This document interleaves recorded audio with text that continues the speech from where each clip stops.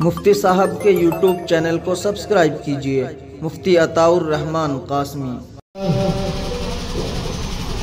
الحمدللہ نحمده ونستعینه ونستغفره ونؤمن به ونتوکل علیہ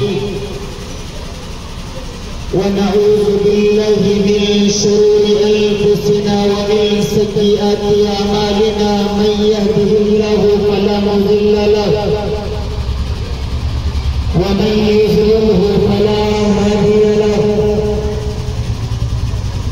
قال الله تبارك وتعالى في القرآن المجيد والفرقان الحميد يا أيها الذين آمنوا ادخلوا في السلم كافة ولا تتبعوا خطوات الشيطان وقال النبي صلى الله عليه وسلم طلب العلم فريضة على كل مسلم ومسلمة أو كما قال عليه الصلاة والسلام۔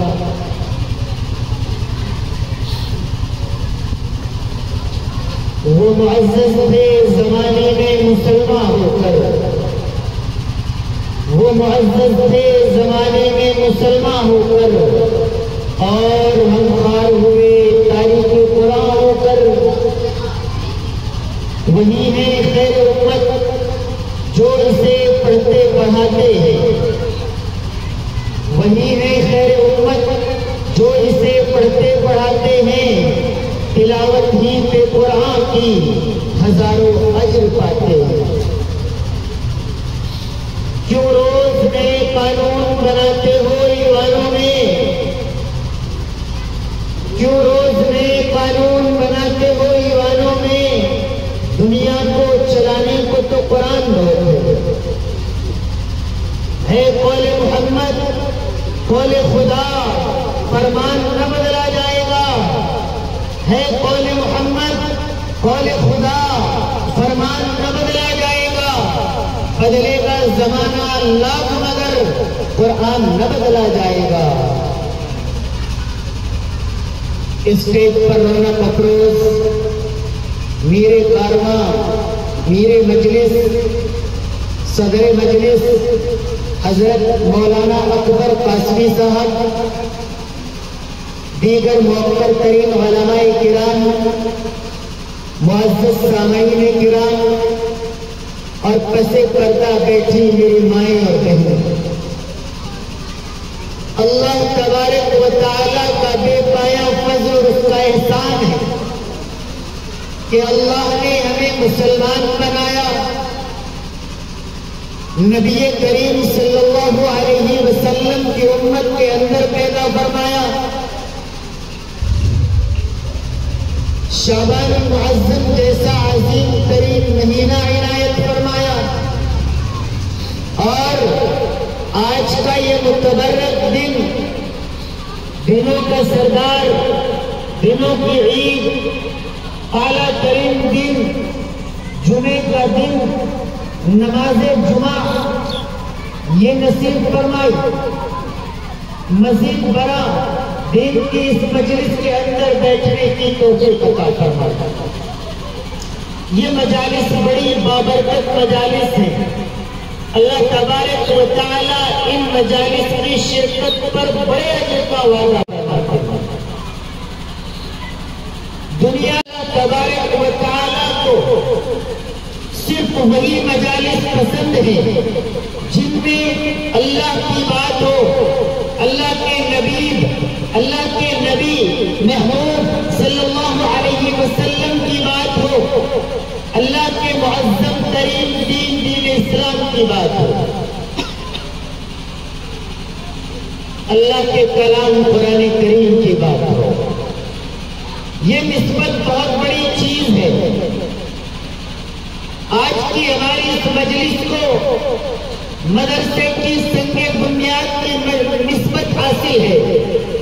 آج کی ہماری اس مجلس کو اللہ اور اس کے رسول کی گفتگو کی نسبت حاصل ہے۔ آج کی ہماری اس مجلس کو قرآن گفتگو کی نسبت حاصل ہے۔ آج کی ہماری اس مجلس کو علماء نسبت حاصل ہے تو اس کا مرتبہ دنیا کی تمام مجالس سے افضل ترین اعلیٰ ترین مرتبہ ہے۔ نسبت کتنی بڑی چیز ہے؟ نسبت بہت بڑی چیز ہے۔ اللہ تبارک و تعالی کل قیامت کے دن بڑی بڑی نسبتوں پر بڑے بڑے فیصلے فرمائیں گے۔ اللہ تبارک و تعالی جب قیامت کے دن جنتیوں کو جنت جانے کا فیصلہ کر چکے ہوں گے، جہنمیوں کو جہنم جانے کا فیصلہ کر چکے ہوں گے، ایک جانب حفاظ کرام کی ایک جماعت کھڑی ہوئی ہوگی، اس دن اللہ تعالیٰ ان حفاظ کرام کو، ان قرۂ کرام کو، ان قرآن کی نسبت رکھنے والے لوگوں کو حکم فرمائیں گے، اے قرآن کے پڑھنے والوں، اے سردیوں کی رات میں تہجد میں اٹھ کر قرآن کو یاد کرنے والوں، جاؤ تمہیں مہلت دی جاتی ہے، جاؤ تمہیں اختیار دیا جاتا ہے۔ جن لوگوں کا فیصلہ جہنم جانے کا ہو چکا ہے، آپ ان میں سے جن لوگوں کو چاہتے ہو ان لوگوں کی جانب اشارہ کر دو، ہم ان کے لیے جنت کا فیصلہ کروا دیں۔ کون لوگ وہاں پر سفارشی ہوں گے؟ وہی قرآن کی نسبت والے لوگ سفارشی ہوں گے۔ یہاں دنیا کے اندر نیتاؤں کی سفارش چلتی ہے، امیر ترین لوگوں کی سفارش چلتی ہے، جائیداد والوں کا رتبہ ہوتا ہے۔ کل قیامت کے دن نہ کوئی عربی معنی رکھتا ہوگا، نہ کوئی عجمی معنی رکھتا ہوگا، نہ کوئی امیر معنی رکھتا ہوگا، نہ کوئی بہت بڑا مالدار معنی رکھتا ہوگا، نہ وہاں پر کسی لیڈر اور نیتا کی سفارش چلے گی، بلکہ اگر وہاں کسی کی سفارش چلے گی تو حاملین قرآن کی سفارش چلے گی، اگر وہاں کسی کو سنا جائے گا تو حفاظ قرآن کو سنا جائے گا، اگر وہاں کسی کو کوئی رتبہ دیا جائے گا تو قرآن کی نسبت والوں کو دیا جائے گا۔ نسبت کتنی بڑی چیز ہے۔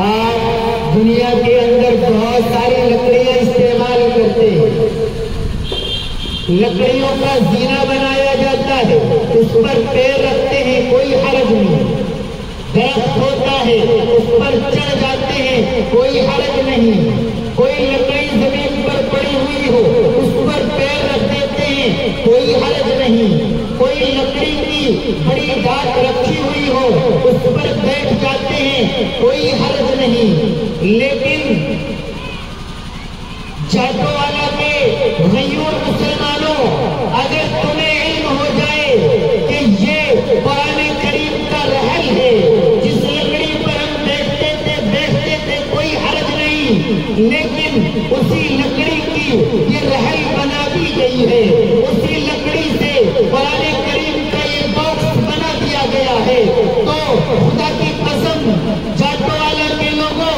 دنیا کا کوئی مسلمان کتنا بھی بڑا گنہگار ہو، کتنا بھی بڑا مکار ہو، کتنا بھی بڑا عیاش ہو، کتنا بھی بڑا اللہ کا نافرمان ہو، لیکن کسی رحل پر، کسی قرآن کے باکس پر نعوذ باللہ پیر رکھنا تو دور کی بات، اس کی جانب پیر رکھ کر بیٹھنا بھی مناسب نہیں سمجھے گا۔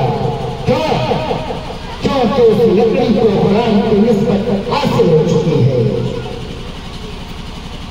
کتنی بڑی چیز ہے۔ آپ دنیا کے اندر بہت سارے کپڑے استعمال کرتے ہیں، کپڑے پہنتے ہیں، کپڑوں پر بیٹھتے ہیں، کپڑوں پر چلتے ہیں، کپڑوں کی سوکس استعمال کرتے ہیں، لیکن انہی کپڑوں میں سے بنا ہوا ایک کپڑا جو قرآن کریم کا جزدان ہوتا ہے، نعوذ باللہ ثم نعوذ باللہ، اس پر کوئی پیر رکھنے کی ہمت نہیں کرتا ہے۔ پیر رکھنا تو دور کی بات، اگر وہ مسجد کے اندر بھی نیچے پڑا ہوا نظر آ جائے تو جس دل کے اندر اللہ کا خوف ہوتا ہے، جسے قرآن سے محبت ہوتی ہے، وہ جزدان کو بہت پیار کے ساتھ اٹھاتا ہے، اس سلطان کو چومتا ہے، اس سلطان کو سر پر رکھتا ہے اور اسے بہت احتیاط کے ساتھ، پیار و محبت کے ساتھ ایک خاک کے اندر اونچے مقام پر رکھ دیتا ہے۔ کپڑا ہی تو ہے نا، کپڑا تو ہے، لیکن اسے قرآن کی نسبت حاصل ہو چکی ہے۔ تو عزیزان گرامی، آج اس مجلس کو بھی قرآن کی نسبت حاصل ہے۔ آج کی اس مجلس کو ادارے کی سنگ بنیاد کی نسبت حاصل ہے۔ آج کی اس مجلس کو علماء ربانیین کی آمد کی نسبت حاصل ہے۔ مدارس کی اہمیت اگر آپ سمجھنا چاہتے ہیں تو شاید آپ میں سے کوئی نہ گیا ہو، اسپین جا کر دیکھو آج وہاں کے حالات کیا ہیں۔ وہاں ننگے ناچ نچائے جا رہے ہیں، وہاں مدارس کا استبل بنا دیا گیا ہے، وہاں مساجد کو مسمار کر دیا گیا ہے، وہاں قرآن پر پابندی لگا دی گئی ہے۔ یہ وہی اسپین ہے جہاں سے پوری دنیا کے اندر اسلام کی شعائیں پھیل رہی تھی۔ یہ وہی اسپین ہے جہاں سے قرآن کریم کے بہت سریلی آوازوں میں تلاوت قرآن کریم کی آوازیں پوری دنیا کے اندر پھیل رہی تھی۔ یہ وہی اسپین ہے جہاں ہر آدھے کلومیٹر کے بعد قال النبی اور قال الرسول کی صدائیں بلند کی جا رہی تھی۔ یہ وہی اسپین ہے جہاں لاکھوں لوگوں کے سینوں کے اندر قرآن کریم موجود تھا۔ یہ وہی اسپین ہے جہاں گاڑی والے لوگ لا الہ الا اللہ کہتے گھوم رہے تھے، لیکن مسلم مخالف طاقتوں نے بیڑا اٹھایا، اسلام کو ختم کرنے کی ناپاک سازشیں کی اور آج بھی ہو رہی ہیں، لیکن اسلام کی فطرت میں قدرت نے لچک دی ہے، اسلام کی فطرت میں قدرت نے لچک دی ہے، اتنا ہی ابھرے گا جتنا کہ دباؤ گے۔ لیکن غیور مسلمانوں، اگر آپ اس کی حفاظت میں کھڑے ہوئے نہیں ہوں گے، اگر آپ اس کے لیے کھڑے نہیں ہوں گے، اپنے جان مال وقت کی قربانی نہیں دیں گے، تو وہ بات الگ ہے کہ اگر آپ نہیں کریں گے تو اللہ تبارک و تعالیٰ دوسری قوم کو کھڑا کر دیں گے جو اسلام کی حقانیت کو بیان کیا کرے گی، لیکن ہم اور آپ اللہ کے مبعوث ترین بندوں میں شمار ہو چکے ہوں گے۔ آج اسپین کے اندر مدارس بند ہو چکے ہیں، گاڑی والے لوگ کم و بیش ملتے ہیں، قرآن کی آوازیں نہیں آتی ہیں، تو ہمارے ملک ہندوستان کے اندر آپ کو سب سے پہلے سب سے قبل اپنے مدارس اسلامیہ کو قائم دائم رکھنے میں اپنے جان مال اور وقت کی قربانی دیتی ہے۔ دین اسلام زندہ ہے، قرآن کریم زندہ ہے، علماء زندہ ہیں، حفاظ زندہ ہیں، قرآن زندہ ہے۔ یہ مدارس اسلامیہ ان کی زندگی کے اندر روح پھونکنے کا کام کرتے ہیں۔ مدارس آپ یہ سمجھتے ہو شاید ان علماء کرام نے اپنے کام کے لیے یہ مدارس قائم کیے ہوئے، تو آپ غلط فہمی کا شکار ہے۔ ایک عالم اگر چاہے تو ایک غیر عالم سے بہت اچھا کاروبار کر سکتا ہے۔ اس کی محنت، اس کا ذہن و دماغ، جو دماغ 30 باروں کو اپنے اندر حفظ کر چکا ہے، وہ کتنا ذہین بدین شخص ہوگا تو وہ دنیا کے ان کاروباروں کو اپنی انگلیوں پر بچا سکتا ہے۔ لیکن 20-30 ہزار کو نہ دیکھ کر 8-10 ہزار پر ہی رہتے ہیں۔ کیونکہ انہیں معلوم ہے کہ زندگی مختصر زندگی ہے، کل قیامت کی زندگی، آخرت کی زندگی طویل زندگی ہے، اور اس میں اگر کامیابی چاہتے ہیں تو قرآن کے خادم بن کر ہی یہ زندگی گزارنا ہوگا۔ مدرسے کو آپ سمجھتے ہوں گے کہ یہ ایشیا کے لوگ، بر صغیر کے لوگ، ہندوستان، پاکستان، بنگلہ دیش، افغانستان کے لوگ انہوں نے مدرسے قائم کر لیے ہیں۔ تو میں آپ کو بتاتا چلوں یہ مدارس اسلامیہ ان کا افتتاح کہاں سے ہوا ہے۔ یہ مدارس اسلامیہ ان کی ابتدا، ان کی شروعات کہاں سے ہوئی ہے؟ تو مسلمانوں میں آپ کو بتاتا چلوں، یہ مدارس اس دنیا کے اندر اس زمین کی آغاز نہیں ہے۔ یہ مدارس کسی انسان نے دنیا کے اندر ان کا افتتاح نہیں کیا ہے، بلکہ مدارس کا آغاز، مدارس کا افتتاح، مدارس کی شروعات اللہ تبارک و تعالی عرش سے کر چکے ہیں۔ جب اللہ نے انسان کو بنایا ہے، اللہ تبارک و تعالیٰ نے حضرت آدم علیہ السلام کو بنانے کا ارادہ کیا، فرشتوں کو کہا کہ میں ایک انسان بناؤں گا جو زمین پر میرا خلیفہ ہوگا، جو زمین پر میری عبادتیں کیا کرے گا، لیکن وہ میری نافرمانیاں بھی کرنے والے ان میں کچھ لوگ ہوں گے۔ فرشتے کہنے لگے اے اللہ، تیری عبادت کرنے کے لیے تو ہم کافی ہیں، پھر اس انسان کو بنانے کی کیا ضرورت پیش آئی؟ پھر انسان کو جو آپ کی نافرمانیاں بھی کرے، قتل و غارت بھی کرے، جھوٹ بھی بولے، زنا بھی کرے، چوری بھی کرے، علماء کی مخالفت بھی کرے، مدارس کی مخالفت بھی کرے، مدارس کا تعاون بھی نہ کرے، ایسے لوگوں کو پیدا کرنے کی کیا ضرورت پیش آئی؟ اللہ تبارک و تعالیٰ نے فرمایا انی اعلم ما لا تعلمون، اے فرشتوں، جو میں جانتا ہوں وہ تم نہیں جانتے ہو۔ اللہ تبارک و تعالیٰ نے حضرت آدم علیہ السلام کو بنایا، فرشتوں کو بلایا، کہا آدم کو سجدہ کر لو۔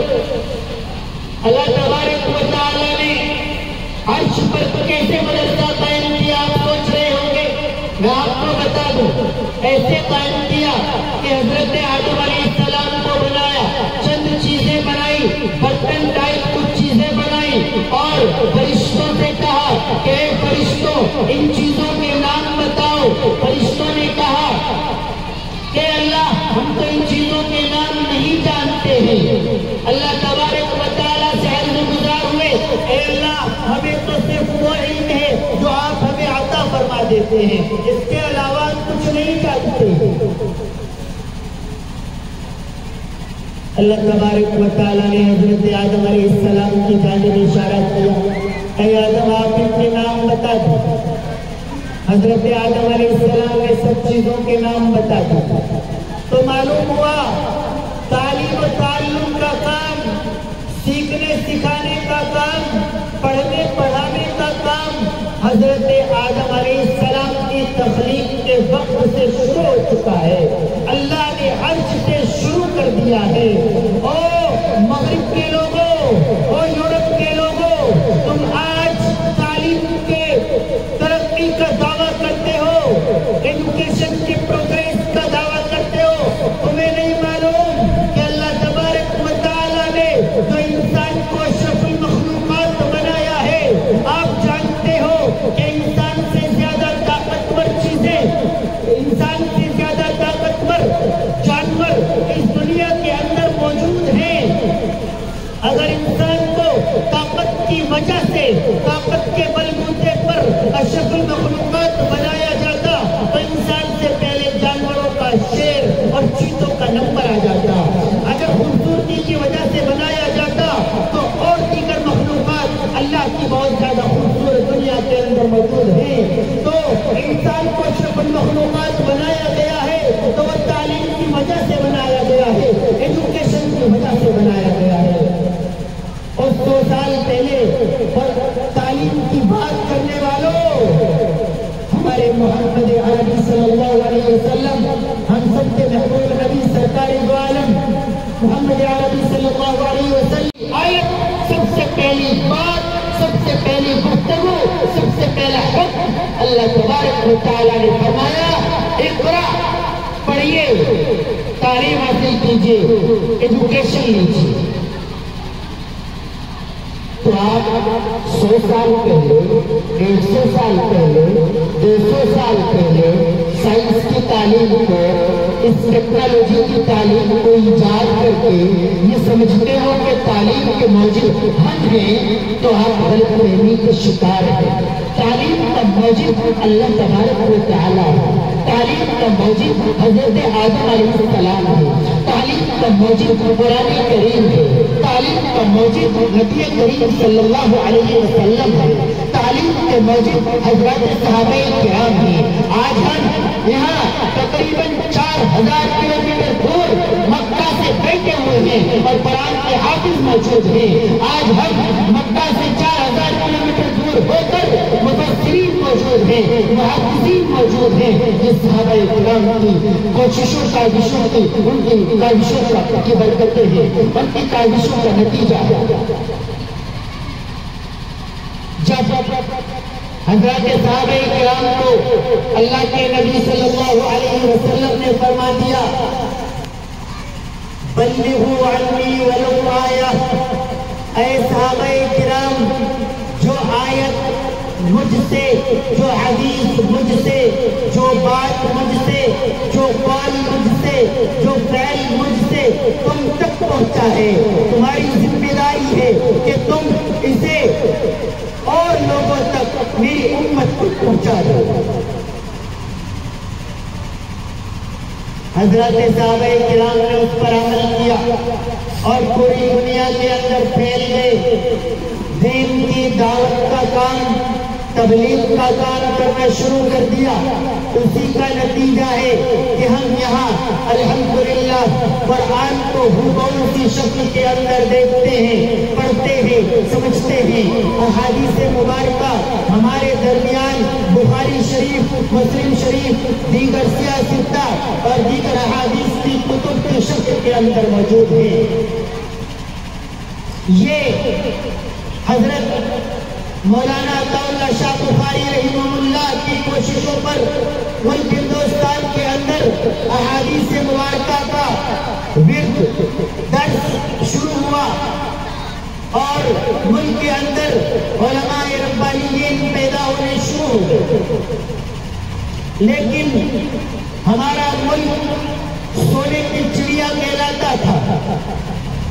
انگریز آئے، جبرن مالک بن گئے، ہمارے پرکھوں کو غلام بنا لیا، تو علماء ربانیین کھڑے ہو گئے، اعلان جہاد کر دیا، اعلان جنگ کر دیا اور اعلان کیا، سب سے پہلے فتویٰ دیا کہ انگریز کی فوج میں شامل ہونا جائز نہیں ہے، فتویٰ دیا انگریز کے خلاف جہاد کرنا فرض ہے، اور علماء کرام کفن باندھ کر میدان میں آ گئے اور بالآخر مسلمانوں، علماء اور غیر مسلم بھائیوں، سکھ عیسائیوں، تمام کی کوششوں سے ملک آزاد ہو گیا۔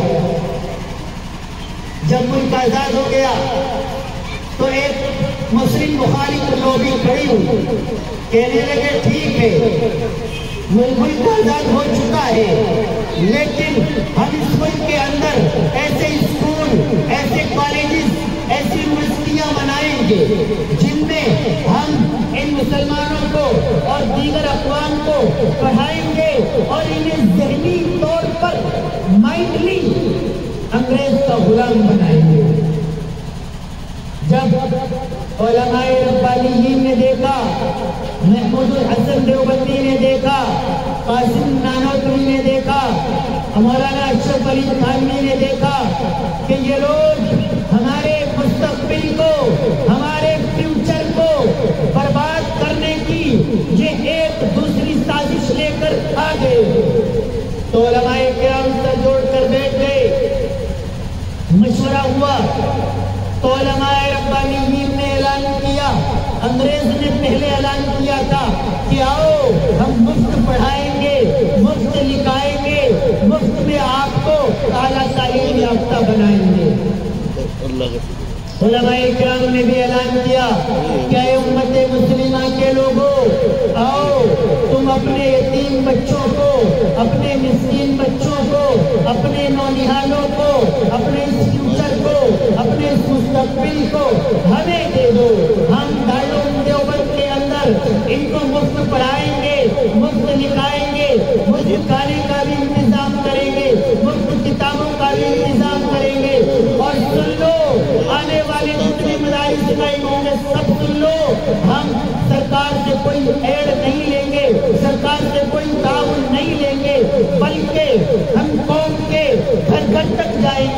قوم کے در در تک جائیں گے، قوم کے سامنے بھیک مانگیں گے۔ ہمارے نبی سرکار دو عالم نے زکوٰۃ کا حکم دیا ہے، صحابہ کرام نے لوگوں تک جا کر زکوٰۃ کا مطالبہ کیا ہے، ابو بکر صدیق نے زکوٰۃ نہ دینے والوں کے خلاف اعلان جنگ کیا ہے۔ وہ کام ہم کریں گے، لیکن اپنے اس فیوچر کو بنا کر رہیں گے، آنے والے مستقبل کو بنا کر رہیں گے، آنے والی قوم کو اللہ کے دین سے، اللہ کے کلام سے، اللہ کی کتاب سے، احادیث سے روشناس کرا کر رہیں گے۔ دارالعلوم دیوبند قائم ہوا، مظاہر سہارنپور قائم ہوا، ندوۃ العلماء قائم ہوا، پھر پورے بر صغیر میں، پورے ہندوستان، پاکستان، بنگلہ دیش اداروں کی داخلداری ڈالی جانے لگی اور مدارس کا قیام عمل میں آنے لگا، تاکہ ہر علاقے کے اندر یہ مدارس کا قلعہ مضبوط، قلعہ محسوس ہو، جو طالبان علوم نبوت کو، ان کی تعلیمی تشنگی کو دور کر رہا ہے۔ یہ سلسلہ پورے ملک کے اندر الحمدللہ شروع ہوا اور لاکھوں مدارس کا قیام عمل میں آیا، آج بھی آ رہا ہے، مدارس آج بھی کھل رہے ہیں۔ کچھ میرے بھائیوں کو اعتراض ہوتا ہے، ارے جگہ جگہ پر مدرسوں کی کیا ضرورت ہے؟ تو سن لو، آپ جگہ جگہ کی بات کرتے ہیں، حضرت مولانا علی میاں ندوی نور اللہ مرقدہ نے آج سے 50 سال قبل کہا تھا کہ اے لوگوں، اگر آنے والی نسلوں کو نمازی دیکھنا چاہتے ہو، آنے والی نسلوں کو خرافات سے دور دیکھنا چاہتے ہو، آنے والی نسلوں کو قرآن کا محب بنانا چاہتے ہو، آنے والی نسلوں کو حدیث سے روشناس کرانا چاہتے ہو، آنے والی نسلوں کو علماء سے پیار کرتے دیکھنا چاہتے ہو، تو سنو، یہ ایسا وقت آنے والا ہے کہ گھر گھر خرافات کا اڈا بن چکا ہوگا۔ گھر گھر نہیں، آج ہر جیب خرافات کا اڈا بن چکی ہے۔ اگر اس پرفتن دور کے اندر اپنے بچوں کو، نوجوانوں کو، خواتین کو، بوڑھوں کو اسلام سے روشناس رکھنا چاہتے ہو تو تمہیں گلی گلی مکتب قائم کرنے ہوں۔ آج وہ پرفتن دور آ چکا ہے، آپ دیکھ رہے ہیں، ہر جیب کے اندر فلمی گانے موجود ہیں، ہر جیب کے اندر کاش ویڈیوز موجود ہیں، ہر جیب کے اندر بیکار کی فضول گانے اور نغمات موجود ہیں۔ جب بھی انسان اکیلا ہوتا ہے، میں اکیلے کے لیے کیوں رکا؟ اس لیے رکا کہ بہت بڑی تعداد ایسے نوجوانوں کی ہو چکی ہے جنہیں اب اکیلے ہونے کی ضرورت نہیں پڑتی ہے۔ وہ پورے مجمع میں، وہ چوکوں پر، وہ چوراہوں پر، وہ گلی میں، وہ نکڑ پر اپنے موبائل فون میں فل ساؤنڈ کر کے گانے بجا رہا ہوتا ہے۔ وہ اپنے آپ کو اکیلا کر کے یہ گانے سننا نہیں چاہتا ہے۔ بابانگے دھولی بارات میں ڈی جے بجتا ہے، شرم آتی ہے خدا کی قسم کہ اسی بارات میں ٹوپی والے، داڑھی والے موجود ہیں اور اسی بارات میں وہ ڈی جے بج رہا ہوتا ہے، پٹاخے چھوڑے جا رہے ہوتے ہیں۔ تو ملت کے لوگوں، جب یہ پرفتن وقت ہمیں ہماری جیب کو پرفتن بنا چکا ہے، کیا ہماری جیب کو اللہ کی بات کی ضرورت نہیں ہے؟ ضرورت ہے اپنے بچوں کو تعلیمی اداروں میں، مدارس اسلامیہ میں، مساجد میں، مکاتب میں بھیجنے کی، پڑھانے کی سخت ضرورت ہے۔ اللہ کا فضل مانیے، اللہ کا کرم مانیے، اللہ کا احسان مانیے کہ آپ ایسے خطے اور علاقے کے اندر رہتے ہیں کہ جب چاہے، جہاں چاہے آپ زیارت کر سکتے ہیں، جب چاہے جہاں چاہے حفاظ کرام سے قرآن کریم کی تلاوت سن سکتے ہیں، جب چاہے جہاں چاہے علماء ربانیین سے ملاقات کر سکتے ہیں۔ اسی دنیا کے اندر ایسے خطے علاقے موجود ہیں جہاں قرآن کریم پر پابندی ہے، وہاں قرآن کریم کی زیارت کرنا دشوار ہے۔ حضرت پیر ذوالفقار لکھتے ہیں کہ میرا ایک جگہ کا سفر ہوا، مجھے ایک آدمی اپنے گھر لے گیا، اس نے کہا حضرت یہ بچے قرآن کریم پڑھنا جانتے ہیں، آپ ان سے قرآن سن لیجیے۔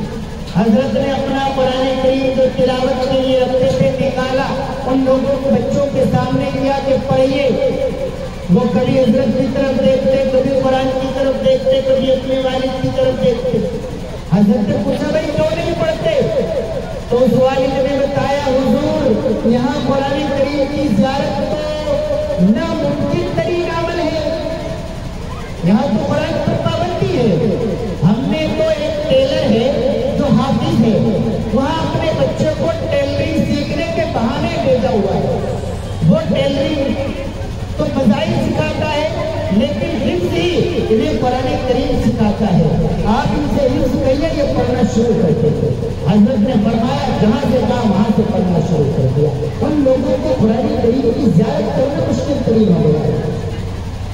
آپ کو الحمدللہ ملک ہندوستان کے اندر یہ پہلے اتر پردیش کا اتراکھنڈ ہے، پورا ضلع سہارنپور کے قریب قریب آپ کا علاقہ ہے جہاں دارالعلوم دیوبند مظاہر سہارنپور قائم ہے۔ تو یہاں تو ماشاءاللہ آپ دین کے گہوارے میں رہتے ہیں، دہلی کے مرکز کے قریب رہتے ہیں، سہارنپور کے مرکز کے قریب رہتے ہیں، دہرادون کے مرکز کے قریب رہتے ہیں۔ آپ اس پر شکر ادا کیجیے اور آج یہ مدرسہ الحمدللہ پچھلے 20 سال سے بھی زائد سے قائم ہے، یہاں تعلیم و تعلم جاری ہے، قرآن کے علوم دیے جا رہے ہیں۔ آج یہاں پر ایک تعمیر کا سنگ بنیاد ہے، اللہ کے نبی کا فرمان ہے من بنا للہ مسجدا بنى الله له بیتا فی الجنہ، جو اللہ کے لیے اللہ کا گھر تعمیر کرے گا اللہ تعالیٰ جنت کے اندر اس کے لیے مکان تیار فرما دیں گے۔ مساجد اللہ تبارک و تعالیٰ کا گھر ہے اور مدارس نبی کریم صلی اللہ علیہ وسلم کا گھر ہے۔ تو جو اللہ کی مسجد بنواتا ہے اللہ تعالیٰ اس کو اجر عطا فرماتے ہیں۔ تو اللہ تبارک و تعالیٰ کو دنیا کے اندر سب سے زیادہ محبت نبی کریم سے کرتے ہیں۔ یہ دنیا ہی نبی کریم کی وجہ سے بنائی گئی ہے، تو ہم اللہ کے نبی کے گھر کی تعمیر میں حصہ لیں گے، اللہ کے نبی کے گھر کی تعمیر کے سنگ بنیاد میں اس کے گواہ بنیں گے، تو ہماری دعائیں فرشتے دیں گے۔ کل قیامت کے دن وہ کھڑے ہو جائیں گے، اے اللہ یہ تیرا بندہ، یہ پردھان جی، یہ ممبر صاحب، یہ حاجی جی، یہ نمازی، یہ نوجوان، یہ بچہ جس دن جاٹوانا کے ترتیل قرآن کے اندر قرآن کی درسگاہ کی بنیاد رکھی جا رہی تھی، جو اس مجلس کے اندر موجود تھا، جس دن بنیاد رکھی جا رہی تھی، یہی اٹھا کر لا رہا تھا، جس دن بنیاد رکھی جا رہی تھی اس نے 1000 روپے دیے تھے، جس دن بنیاد رکھی جا رہی تھی یہ علماء کی دعا میں شامل تھا، جس دن بنیاد رکھی جا رہی تھی یہ علماء کے خطاب سن رہا تھا۔ اے اللہ اسے اس قرآن کی برکت سے، اسے اس سنگ بنیاد کی برکت سے، اسے اس اللہ کے نبی کی گھر کی عید کی برکت سے اے اللہ اس کی مغفرت فرما دے۔ حضرات سامعین کرام، آج کی یہ حاضری انشاءاللہ تعالیٰ مجھے اللہ سے امید کامل ہے کہ ہماری مغفرت کا ذریعہ بن جائے گا انشاءاللہ تعالیٰ۔ اللہ تبارک و تعالیٰ عمل کرنے کی توفیق عطا فرمائے۔ موقر ترین علماء کرام یہاں پر تشریف فرما ہے، اللہ تعالیٰ ان بزرگان دین کی آمد کو ہمارے اس ادارے کے لیے، پورے گاؤں کے لیے نفع کا ذریعہ بنائے، خیر و برکت کا ذریعہ بنائے۔ اللہ تبارک و تعالیٰ اس ادارے کی ترقی کا ضامن بنائے۔ میرے عزیز ہیں عالی جناب قاری ثاقب صاحب جو چھربا میں امام ہیں، ان کا مجھے 2 روز قبل فون آیا تھا کہ یہاں ماسٹر جی اور ادارے کے منتظمین چاہتے ہیں کہ آپ آ جائیں۔ میں نے معذرت بھی کی، میں نے عرض کیا کہ میں ایک ادنا سے طالب علم ہوں، دہرادون کے اطراف میں محترم ترین علماء کرام موجود ہیں، انہیں مدعو کیا جائے، لیکن قطب عالم حضرت حضور سرکار کی نسبت پر ان لوگوں نے مجھے بلایا، میں یہاں حاضر ہوا، اپنے لیے سعادت کی بات سمجھتا ہوں کہ آج کے اس ادارے کی سنگ بنیاد کا گواہ بن رہا ہوں۔ اللہ تبارک و تعالیٰ میرے اور آپ کے تمام پر ہماری کوششوں کو، کاوشوں کو اپنی بارگاہ میں منظور فرمائے۔ وآخر دعوانا الحمدللہ رب العالمین۔